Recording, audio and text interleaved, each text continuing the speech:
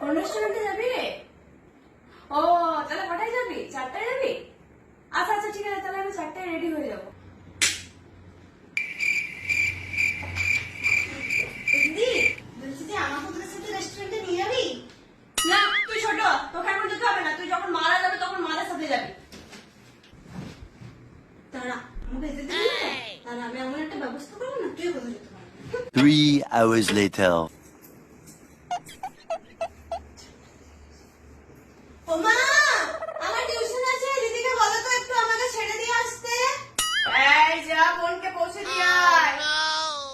না না মা, আমার একটা কাজ আছে, আমি এক্ষুনি বেরোবো। এ তোর কিসের কাজ রে? আমি জানি না ভাবছিস তুই রেস্টুরেন্টে যাবি, আমি কি জানি না ভাবছিস? মাকে বলতে ও মা, ওর কোনো কাজ নাই জানো তো, ও রেস্টুরেন্টে বন্ধুদের সাথে যাবে, ওর জন্য আমাকে নিয়ে যাবে না। এই কোনো রেস্টুরেন্টে যেতে হবে না, বোনকে পৌঁছে দিয়ে আয়। ধ্যাৎ তেরি।